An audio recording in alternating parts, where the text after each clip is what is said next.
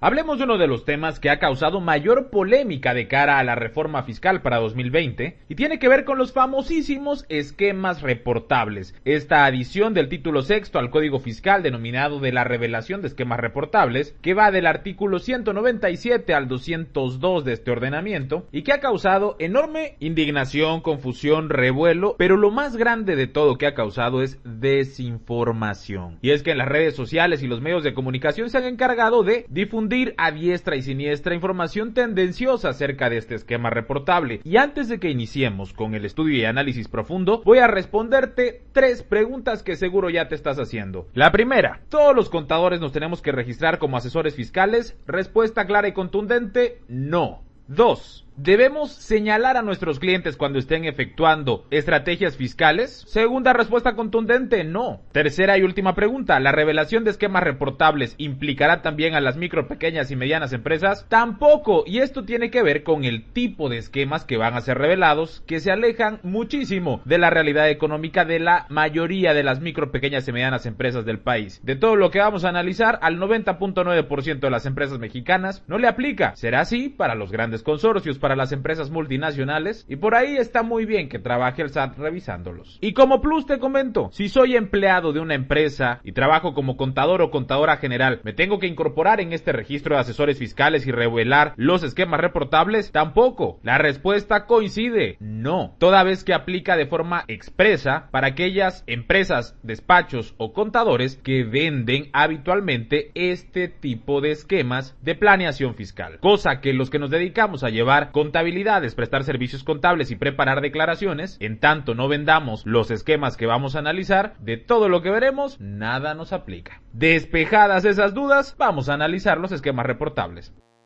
En ese sentido, el artículo 197 del Código Fiscal de la Federación señala que los asesores fiscales se encuentran obligados a revelar los esquemas reportables generalizados y personalizados al SAT. Pero entonces, ¿qué debemos entender como asesor fiscal? ¿Todos los contadores en México somos asesores fiscales? De conformidad con el artículo 197 del Código Fiscal de la Federación, no es así, toda vez que este apartado establece que se entiende por asesor fiscal cualquier persona física o moral que en el curso ordinario de su actividad realice actividades de asesoría fiscal y sea responsable o esté involucrada en el diseño, comercialización, organización, implementación o administración de la totalidad de un esquema reportable para su implementación por parte de un tercero, es decir, de forma exclusiva para aquellos que diseñen estructuras que sean consideradas como esquemas reportables. Los demás que llevamos libros, preparamos contabilidad, generamos estados financieros, presentamos declaraciones, calculamos impuestos, no tenemos esa condición de asesor fiscal de acuerdo con lo que establece el 197 del Código Fiscal, a menos que al mismo tiempo que hacemos todo eso, preparemos alguno de los esquemas de los que vamos a hablar a continuación y los ofrezcamos a consumidores. En ese sentido, existe la obligación de revelar un esquema reportable sin importar la residencia fiscal del contribuyente, siempre que éste obtenga un beneficio fiscal en México.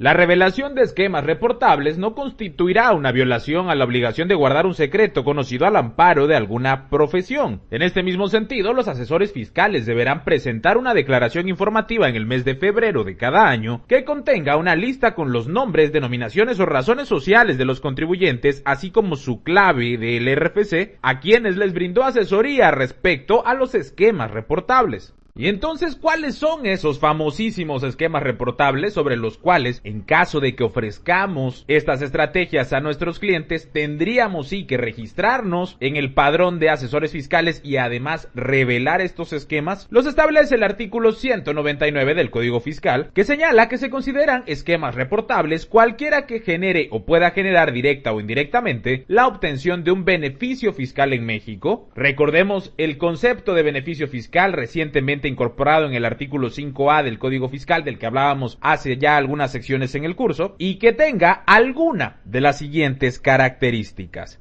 Evite que autoridades extranjeras intercambien información fiscal o financiera con las autoridades fiscales mexicanas. Si ofrecemos una estrategia que busque eso, entonces sí hay que reportarla. Otra, que evite la aplicación de las reglas de ISR que aplican para quienes tengan inversiones en empresas transparentes fiscales en el extranjero. Si tenemos algún cliente que tiene inversiones en el extranjero en paraísos fiscales y le diseñamos una estrategia para que no le aplique las reglas de ISR a ese tipo de inversiones, pues también habría que reportarlo. Por cualquiera de los dos ámbitos, yo no le sugiero caminar por ese rumbo, puesto que las sanciones que no vengan por esquemas reportables vendrán por razón de negocios, que ahí es donde de verdad está el meollo del asunto para este próximo ejercicio.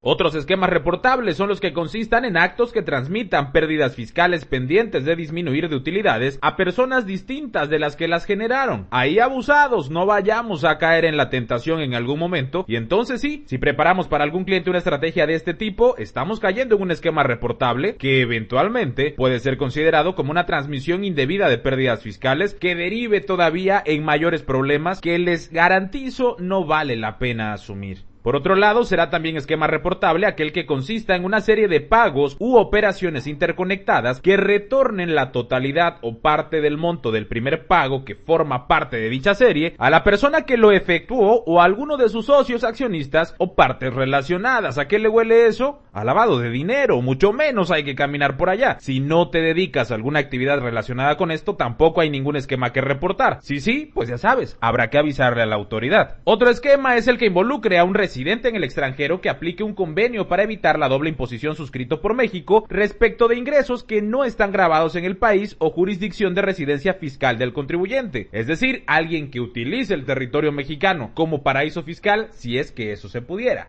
Adicionalmente, también se consideran esquemas reportables aquellos que involucren operaciones entre partes relacionadas en las cuales se transmitan activos intangibles difíciles de valorar, se lleven a cabo reestructuraciones empresariales en las cuales no haya un pago o una contraprestación por la transferencia de activos, funciones y riesgos, compras gratuitas, se transmitan o se conceda el uso o goce temporal de bienes y derechos sin contraprestación a cambio o se presten servicios a título gratuito. Todo esto entre partes relacionadas, es decir, entre dos empresas que guardan relación una con otra y que una puede influir en la toma de decisiones de la otra, y que esto a su vez derive en un beneficio fiscal superior al beneficio económico. Lo mismo en el caso de que no existan comparables fiables por ser operaciones que involucran funciones o activos únicos valiosos. Ah, caray, ¿y qué podría ser un activo único valioso? Pues si de repente la empresa descubre un nuevo metal, desarrolla alguna tecnología tan novedosa que no sea comparable con nada más y por tanto no haya una manera confiable de poderle asignar precio. A eso se refiere este caso.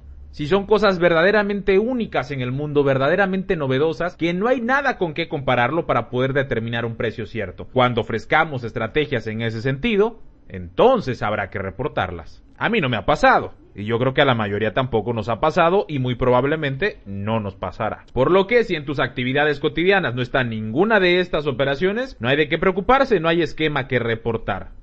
Más esquemas reportables serían aquel cuando se evite constituir un establecimiento permanente en México, si nosotros asesoramos a alguien para que a pesar de desarrollar alguna actividad que provenga de nuestro país o que genere fuente de riqueza en territorio nacional, nosotros encontremos la manera de que bajo ninguna circunstancia ese contribuyente establezca un domicilio en el país, por tanto genere un establecimiento permanente. Si ofrecemos ese tipo de servicio, entonces también estamos en condición de reportarlo. Otra implica cuando se involucre la transmisión de un activo depreciado total o parcialmente que permita su depreciación por otra parte relacionada. Esto con el objetivo de crear compras aparentemente ficticias que únicamente tienen efectos fiscales, pero no verdaderos efectos económicos. Que de fondo estaríamos quizás cercanos a un fraude en realidad si estamos llevando a cabo ese tipo de actividades. También cuando ofrezcamos estrategias que eviten la identificación del beneficiario efectivo de ingresos o activos, incluido el uso de entidades extranjeras, particularmente las de los paraísos fiscales, que permitan esconder o lavar activos, en este caso de empresarios, pero más aún del crimen organizado e inclusive del fomento al terrorismo. Finalmente, otro esquema reportable es aquel que involucre operaciones, operaciones cuyos registros contables y fiscales presenten diferencias mayores al 20%. Ah, caray, eso quiere decir que yo una compra para efectos fiscales la avalúe en $1,000,000 y que para efectos contables la avalúe en $1,500,000. No tendría que haber una razón para que yo pudiera hacer esa evaluación. La evaluación tendría que ser consistente. Si por alguna razón arbitraria arbitraria o dolosamente o pensando en una estrategia aparentemente efectiva queremos dar esos efectos diferenciados, habría que reportarlo si esas diferencias superan el 20%, con excepción de aquellas que deriven del cálculo de depreciaciones. Pero reitero que sería una situación riesgosa, rara y que yo bajo ninguna circunstancia recomendaría. Por lo que entonces, desde mi perspectiva, aléjense de esa posibilidad. Todo esto con fundamento en el artículo 199 del Código Fiscal de la Federación.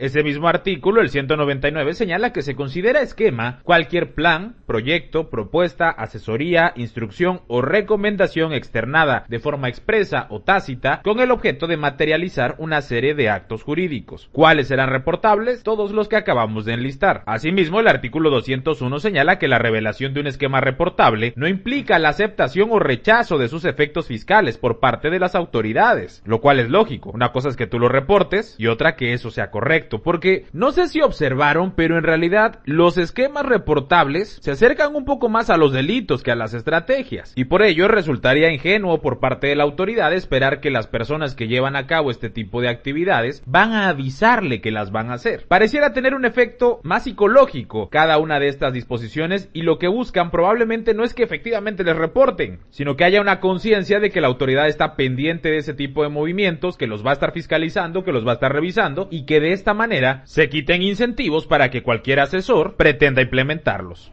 En general hay dos tipos de esquemas, los personalizados y los generalizados. Serán personalizados cuando el asesor los diseñe de manera exclusiva para un contribuyente en particular, y serán en cambio generalizados cuando los hagan de manera genérica, valga la redundancia, y cualquier interesado los pueda comprar. En ambos casos habrá que registrarlos, y el asesor fiscal que haya revelado un esquema reportable se encuentra también obligado a proporcionar el número de identificación del mismo emitido por el SAT, procesos para los cuales todavía la autoridad va a diseñar una gran cantidad de reglas acerca de cómo se harán los registros, cuáles van a ser los avisos, cómo hacerlos, tiempos, fechas y todos los protocolos que seguramente vendrán con las reglas misceláneas próximas a expedirse, y en esos casos el asesor fiscal deberá entregarle ese número de identificación a cada uno de los contribuyentes que tengan la intención de implementar dicho esquema, es decir, aquellas personas a las que les venda el esquema les tendrá que decir cuál fue el folio con el que se registró ese esquema reportable ante el SAT. Los artículos 82b y 82c señalan cuáles son las infracciones relacionadas con la no revelación de los esquemas reportables y que son en todos los casos atribuibles a los asesores fiscales. Las multas por no hacerlo y por cometer cualquiera de las infracciones que enlistan esos artículos van de los 15,000 pesos a los 20 millones de pesos. ¿Ven por qué les digo que no vale la pena caminar por aquí? Definitivamente no es opción. Finalmente, el artículo 202 del Código Fiscal de la Federación establece que los contribuyentes que implementen un esquema reportable se encuentran obligados a incluir el número de identificación del mismo en su declaración anual correspondiente al ejercicio en el cual se llevó a cabo el primer hecho jurídico para la implementación del esquema reportable y en los ejercicios subsecuentes cuando el esquema continúe surtiendo efectos fiscales. Un nuevo dato para la declaración anual solo para estos casos. Así las cosas con los esquemas reportables, hemos develado todos los mitos y también estoy seguro que después de haberlos analizado has ganado mucha paz en torno a lo que se viene para 2020. Basta con conocerlos, saber que existen, que están ahí y lo más importante, alejarnos de ellos. Por lo menos ese es mi consejo.